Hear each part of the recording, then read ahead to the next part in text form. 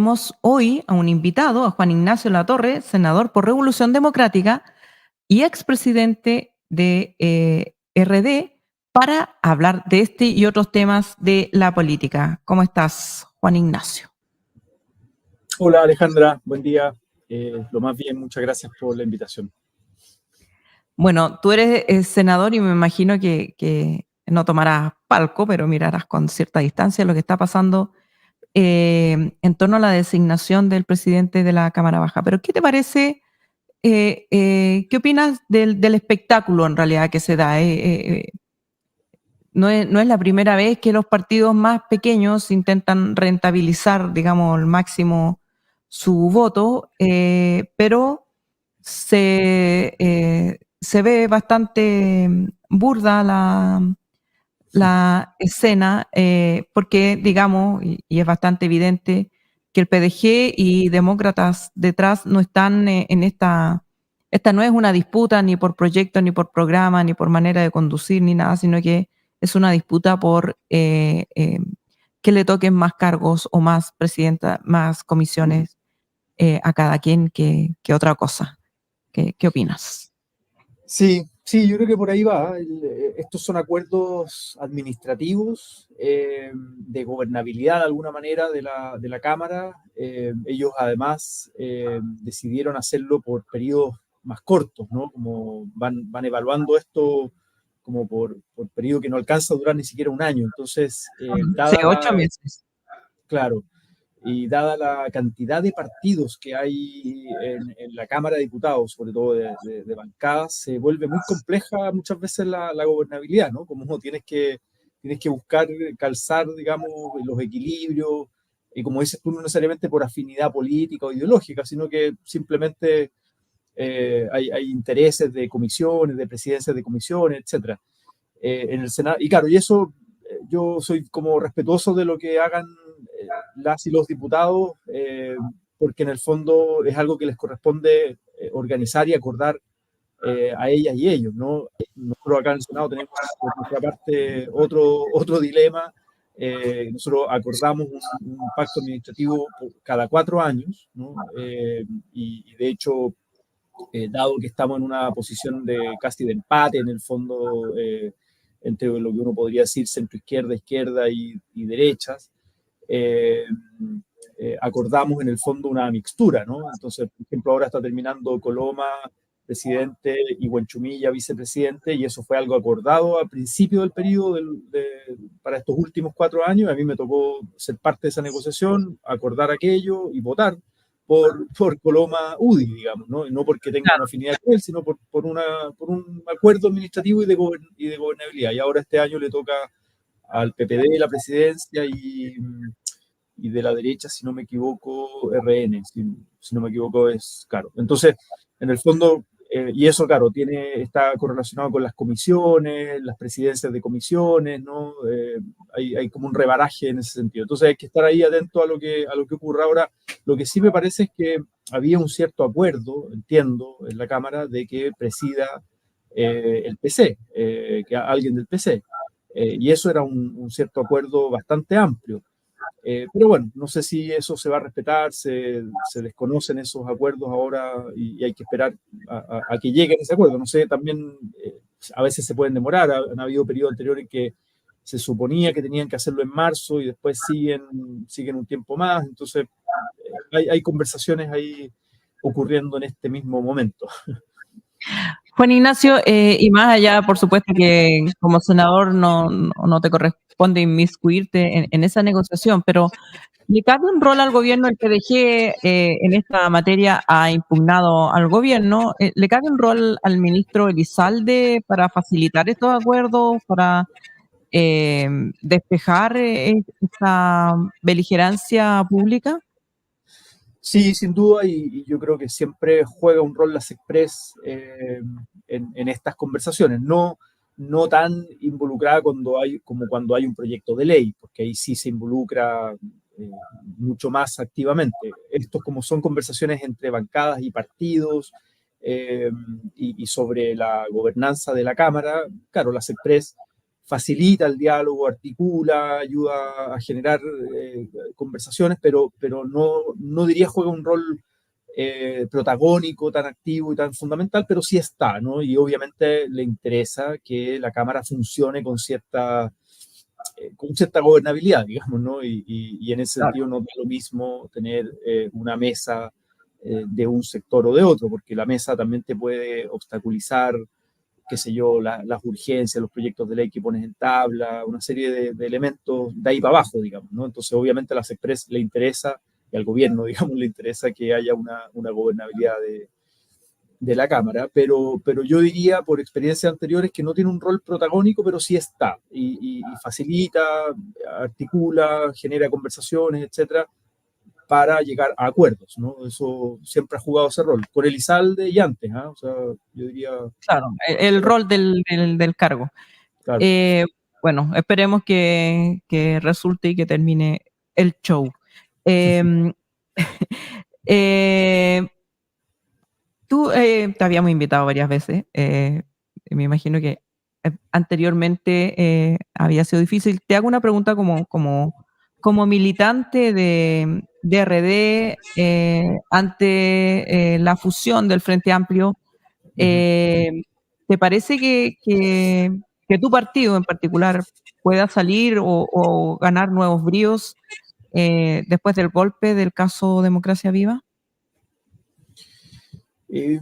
A ver, yo diría la reflexión sobre la fusión del Frente Amplio, yo al menos la planteé y la planteé públicamente e internamente de manera privada, digamos, en espacios de conversación militante mucho antes del caso Convenio. O sea, es una convicción política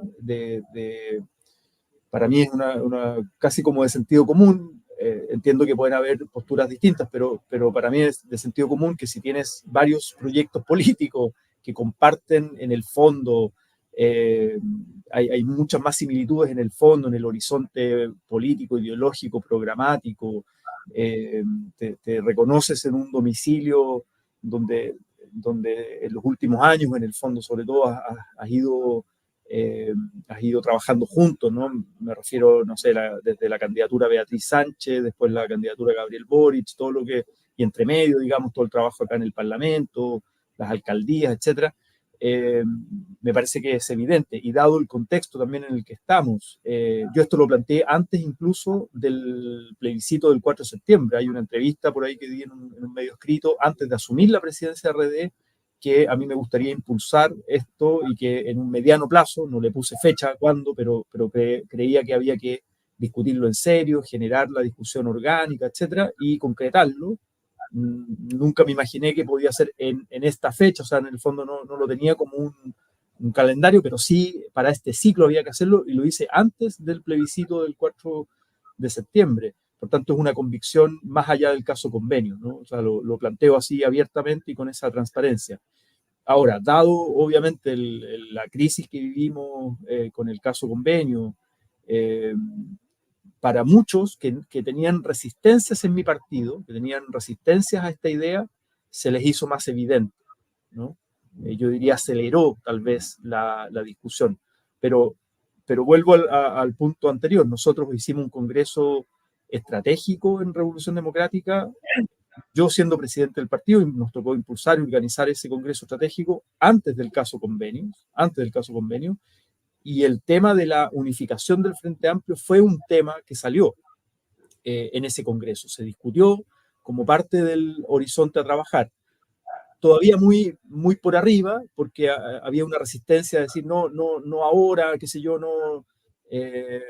Creo que lo que salió como conclusión de ese congreso era ojalá más bien para las parlamentarias del 2025. Esa era como la idea, digamos, no para las municipales del 24, claro.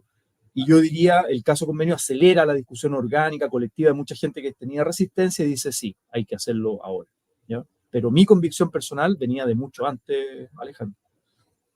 En el plebiscito online, por tu partido participaron 1.700, un poco más de personas. ¿Cómo crees que el Frente Amplio unificado pueda resolver esta crítica o mirada, por lo menos desde afuera, de una falta de arraigo social o popular de esta coalición. Sí, a ver, primero me detengo un poquito en la cifra de RD. Efectivamente, ese es un problema que venimos arrastrando hace mucho tiempo, yo diría años. RD se pega un salto en el padrón, en el número de militantes inscritos, afiliados, digamos, para la candidatura Beatriz Sánchez 2017, que fue como el paraguas para inscribir esa primaria con Alberto Mayor en ese momento, el 2017. Y ahí RD, claro, se inscriben miles de personas, decenas de miles de personas. Y luego, muchas de esas personas, algunos se desafilian y otros siguen en el padrón de RD hasta el día de hoy, pero no participan activamente como militantes. Y ahí hemos tenido una dificultad orgánica de distintas directivas, o sea, que viene arrastrándose este problema de distintas directivas, de poder persuadir que esas personas participen en el día a día de la militancia, en distintos espacios de participación basal, etcétera. No ocurría aquello. Y bueno, y de personas que también decían, mira, yo me interesa estar afiliado, recibir cierta información, pero no participar, no tengo tiempo, no tengo mayor motivación. También había del otro lado, digamos, ¿no? Y Convergencia Social, por otro lado, que participaron, no sé, o sea, en total fueron más de 10.000 personas las que participaron, pero 8.000 y tantos de Convergencia en el plebiscito, le ocurrió algo parecido con la elección de Gabriel Boric, ¿no? La primaria, digamos, con Jadwe. También se inscriben decenas de miles de personas para facilitar esa primaria y quedan inscritos en el padrón, pero no participan en el día a día. Ahora sí, Convergencia ha logrado en estos pocos años, en el fondo, ser el partido del presidente, etcétera, y yo creo que es un mérito de ellos de hacer participar a más gente, pero igual tienen un delta, digamos, respecto del padrón total. Entonces, finalmente ese es un desafío que tenemos las fuerzas del Frente Amplio, de que la militancia activa, si uno dice más o menos ya, entre RD y Convergencia, 10.000 personas, falta Comunes, que tiene, qué sé yo, 800, 700, no sé, por ahí, activos me refiero, pues tiene más personas inscritas, Sí. pero activo, plataforma socialista, etcétera. Y a propósito de lo popular que dices tú, a mí me pareció muy potente la decisión que toma Ucamau, que es un movimiento que surge de la lucha por la vivienda, en el mundo popular justamente, el derecho a la vivienda, etcétera. Son pobladores, ¿no?, que vienen años trabajando en aquello y decidieron entrar a militar al Frente Amplio, decidieron entrar ahora. Y así hay otras experiencias también fuera de Santiago, de gente que no solo viene de, como se dice a veces, una cierta caricatura por las vocerías que hay, claro, de Ñuñoa o de cierta élite universitaria, etcétera, por las vocerías que tenemos, por las dirigencias que tenemos, sino que hay militancia activa que viene del mundo popular, que está en movimientos sociales, que va más allá, ¿no?, de esa caricatura. Pero tenemos el desafío efectivamente de ser un partido que convoque más gente que participe activamente en la vida política partidaria. Yo creo que la democracia es fundamental, que existan buenos partidos, ¿no?, y que generen confianza en la ciudadanía, y ese es un desafío que tiene todo el sistema político, pero particularmente una fuerza como la nuestra. Bueno, y te hago esa pregunta porque también está ligada con la siguiente, ¿no? Una cosa es tener fuerza mediática o tener representantes con mucha visibilidad pública, y otra cosa es tener fuerza política, no siempre son equivalentes. Y en un gobierno que hasta ahora, digamos, ha tenido bastante resistencia, una oposición bastante beligerante, hostil, eh, eh, necesita esa fuerza para llevar a cabo, llevar adelante sus propuestas programáticas. ¿Cómo ves este segundo periodo, la posibilidad de llegar a puerto alguna de las propuestas programáticas esenciales del gobierno, como la reforma, sobre todo la reforma previsional?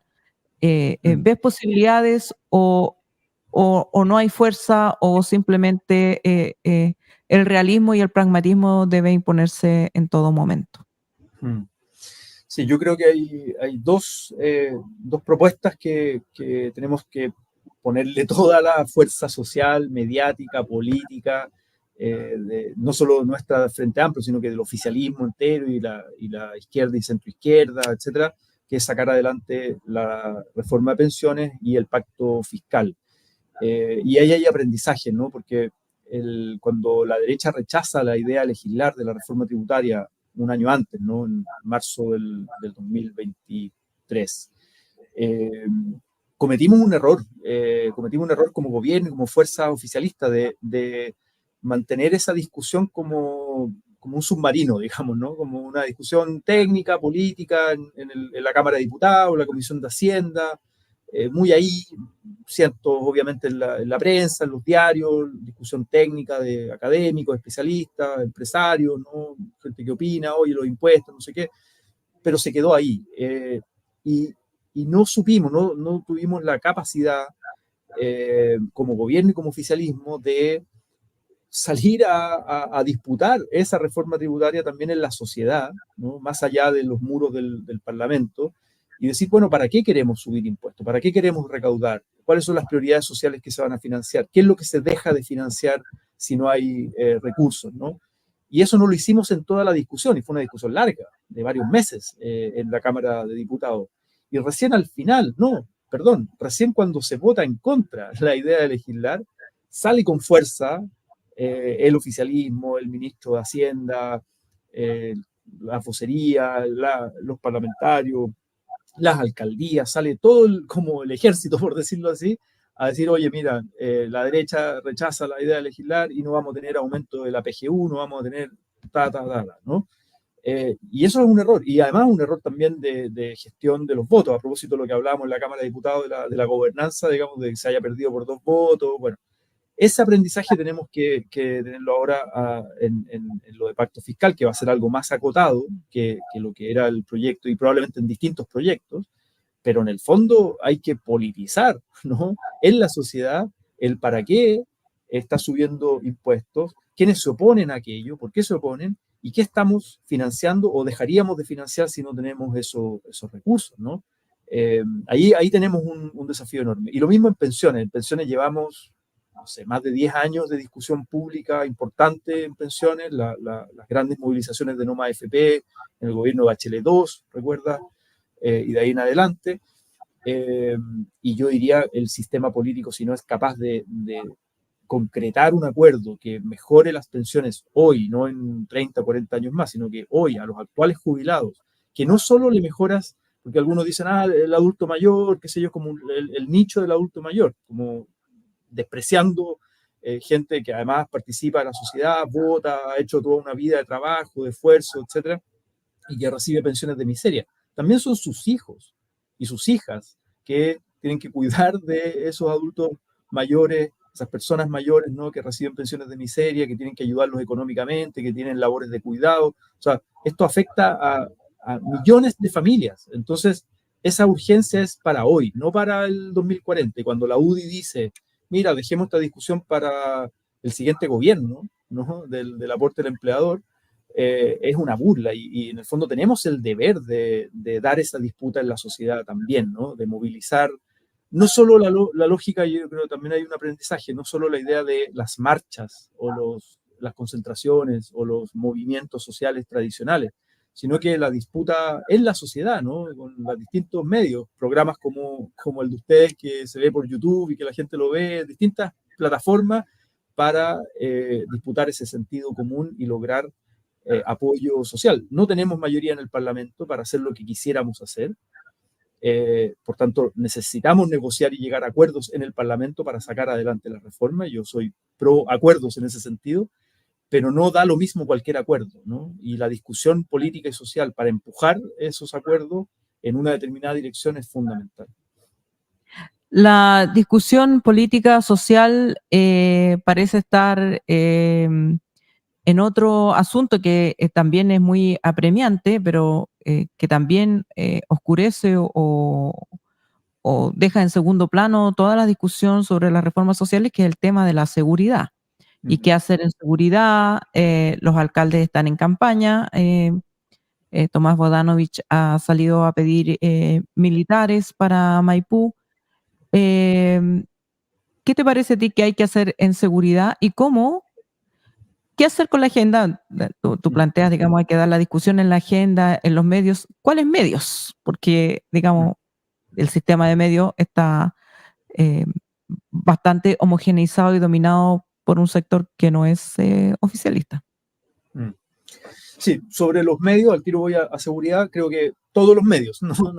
A veces cuando me refería al programa de ustedes, que son, por decirlo así, plataformas alternativas, todos los medios sirven para llegar y además como entender cómo la gente hoy día masivamente se está informando, a veces por otros canales, no solo por los medios tradicionales, etcétera. Y ahí hay que entrar a disputar también, porque en esos medios, a veces, ¿no? Facebook, redes sociales, etcétera, también hay mucha desinformación. Entonces, hay que, como que profesionalmente, usar todos los medios para transmitir el mensaje que queremos transmitir, instalar ciertas ideas fuerza y disputar el sentido común, que la gente se haga parte también de esos debates, de esas conversaciones, que pasa a ser parte de la conversación cotidiana y la gente pueda distinguir nítidamente, mira, este no quiere subir las pensiones ahora, o este defiende las AFP, y este otro no, y bueno, y que la gente pueda sacar sus conclusiones, ¿no? Y eso puede ser parte de las conversaciones. Yendo a seguridad, a ver, yo empatizo con la demanda que hace el alcalde Bodanovich, a Tomás, tengo una admiración de su gestión, creo que un liderazgo político con mucha proyección también, etcétera. Ahora, a mí me toca desde el Parlamento tomar decisiones, en el fondo, sobre la manera en que esto se podría hacer en una democracia, además, con ciertos límites, en un Estado de Derecho y con la preocupación también por los derechos humanos, etcétera, ¿no? Y ahí hay un debate muy interesante y muy concreto, que es, por ejemplo, el proyecto de ley de infraestructura crítica y de reglas de uso de la fuerza. Son dos proyectos, pero que van de la mano. Y de hecho, en el COSENA, en el verano, se discutió de esa manera. Las propias Fuerzas Armadas planteaban, ¿no?, que ellos, a ver, no quiero hablar por las Fuerzas Armadas, pero lo que yo entendí de ahí es como que, mira, no queremos estar para labores de seguridad pública en zonas urbanas, es complejo, y además, si es que se toma esa decisión, tiene que estar por ley, de manera muy clara, qué podemos y qué no podemos hacer, con qué límites y cuáles son esas reglas de uso de la fuerza. Y ahí hay toda una discusión teórica, pero legislativa y comparada también, el propio Instituto Nacional de Derechos Humanos, Amnistía Internacional, distintos organismos de derechos humanos especializados, han planteado ya hace bastante tiempo cuáles debieran ser esos estándares respecto a las reglas de uso de la fuerza, ¿no? Eso por un lado. Y por otro, la pregunta es, ¿qué van a hacer las Fuerzas Armadas en zonas urbanas? ¿Van a desalojar campamentos? ¿Van a perseguir al crimen organizado? ¿Van a andar detrás voy a poner un ejemplo muy concreto que pasó en Maipú estos días, ¿no? Una pelea entre vecinos, por lo menos eso es lo que se lee en prensa, digamos, ¿no? Y los testimonios, una pelea entre vecinos porque alguien salpicó agua, no sé qué, y sale el vecino alterado con un arma de fuego y se produce una discusión y dispara, y termina matando a un niño, un adolescente, ¿no?, de 15, 16 años. Bueno, que los militares van a estar resguardando las peleas entre vecinos, en los pasajes, en las poblaciones. O sea, lo que quiero decir es, hagámonos las preguntas en serio, concretas, no le vendamos humo a la gente en el sentido de cuál es la expectativa, de qué van a hacer los militares. Ahora sí pueden, y creo que la sensación de seguridad o sensación de inseguridad de la población y la presencia de militares, me toca verlo acá en la región de Valparaíso a propósito de los incendios, vale. Cuando uno va, recorre los territorios sinistrados, ¿no? La gente al principio pedía seguridad porque tenían el temor de que lo poco que les quedó se lo robaran, porque habían robos, digamos, ¿no? Claro. O se tomaran terrenos, ¿no? Grupos armados, se tomaran terrenos donde se tiene que hacer la reconstrucción de las casas, y la gente pedía al final militares porque la policía está sobrepasada o hay poco contingente, etcétera. Y bueno, y se sacó a los militares, estamos en un estado, en un estado de catástrofe, y los militares simplemente están ahí, y generan una sensación de seguridad a los vecinos y vecinas afectados y a la gente que está trabajando, los voluntarios, etcétera, ¿no? Ellos no Claro, hacen mucho más que en el fondo estar parados y claro, caminando para allá, para acá, pero generan una sensación de seguridad. que el efecto disuasivo que tal como tú dices, baja los niveles de ansiedad hasta que hay un enfrentamiento Claro, y ahí después es difícil saber si fue mejor el remedio que la enfermedad. claro, Muchas, tienen armas de guerra y la claro, pregunta es, claro, ¿cuándo los sacas y cómo los sacas? ¿Cómo preparas un plan de salida? ¿No? Que es la gran pregunta que tenemos a propósito del estado de excepción que se volvió normalidad en la Araucanía, en Biobío, en la zona sur. ¿Cuándo los sacas? ¿No? ¿Cuándo los sacas de la claro. zona urbana?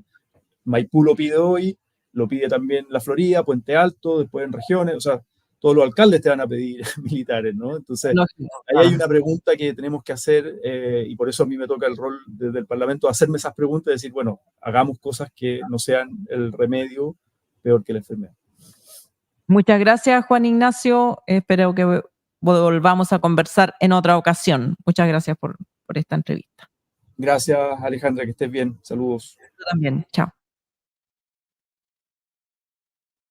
Bueno, hemos terminado. Les cuento que hemos terminado la entrevista para que, no sé, viene, supongo yo, alguna pausa o nos vamos derecho a la noticia cultural.